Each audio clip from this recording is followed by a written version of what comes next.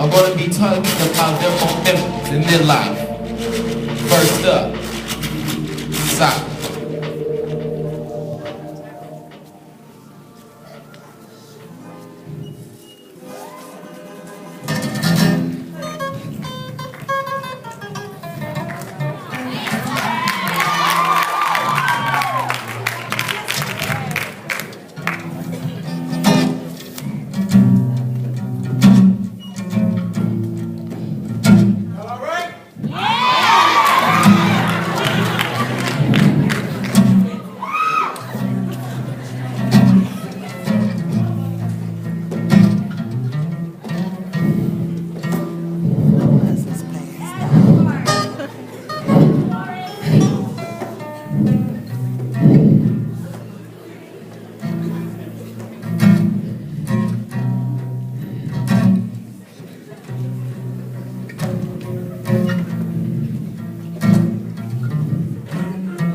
As I sit with tape over my eyes, wondering why I was satisfied with being in love with the lie, wondering why moms and pops put on this facade, this costume, it wasn't even Halloween. My mother goes out every night. She left me with a goodnight kiss and wakes me up every morning with an early morning breakfast. With bruises shining around her neck like a nice pearl necklace, I wondered where she went every night, what happened as moms and pops laid in the same bed on different sides. They weren't talking to each other, they were just a figment of one another's imagination. As the bruises turned to black eyes, mom stopped coming home at night. Breakfast stopped instead. In the morning I got full of I hate yous and the echoing of slaps to the face and glass being thrown. Pop started drinking more 40s, it became more aggressive, talking about how mama was out cheating and he was in the crib crying.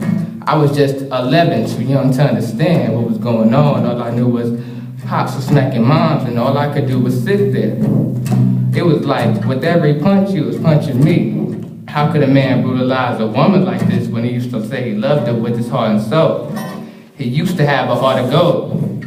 In front of my eyes, everything erupted like a volcanic eruption, but this was only the calm before the storm. Mom's got a new man, kicked Pops out in the cold. Pops was homeless, sleeping on people's couches, paying for everything from women to alcohol. But when I told him I needed new shoes, he told me not to call.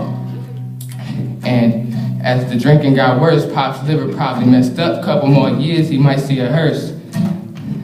Not buying me nothing for Christmas or birthdays, but had enough money to go buy a 6-pack of beer when he's thirsty.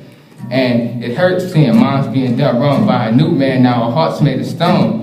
And since nobody kissed ass, I grew up all alone, taking care of myself, no father figure at home.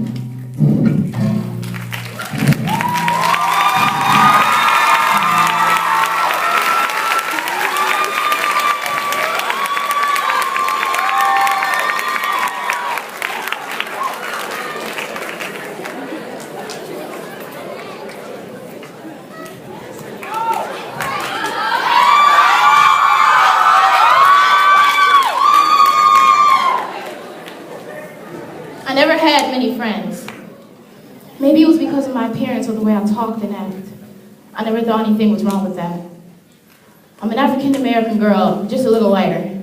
I stand 5'4", my hair is a natural blackish brownish color, and my eyes are a dark brown.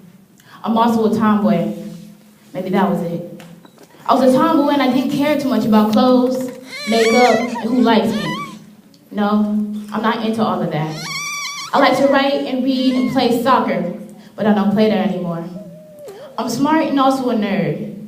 This is how I see myself. I won't say that I'm perfect or that I need to be changed. All that I can say is that I'm beautiful on the inside. Most of the people that I have met have judged me instantly. I know it's a human instinct, but I mean, these people don't know who I really am.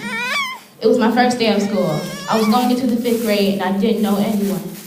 There were a few girls who instantly didn't like me because of the way I looked. They saw me as a tall, ugly black girl who they thought always wanted to fight. But that's not me. And when I found this out, it hurt me because it was crazy how they got all of that out of just looking at me. I'm the shy kind, and sometimes I have a hard time talking to people. So when I got paired with one of the girls who didn't like me, I was a little relieved. She had to help me and show me around the school, and I guess while she was doing this, I was a little talkative. and she straight up told me that she didn't like me. I pretended not to hear it though.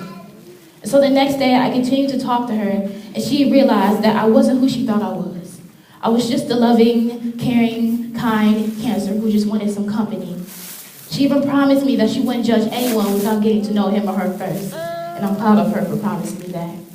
It even turned out, years later, in that very same school, those other girls and guys who didn't like me and wanted to pick a fight ended up held back, in jail, or pregnant. I'm glad that I made sure to steer clear of them, keep my head in my books, so that I can make it far in my life.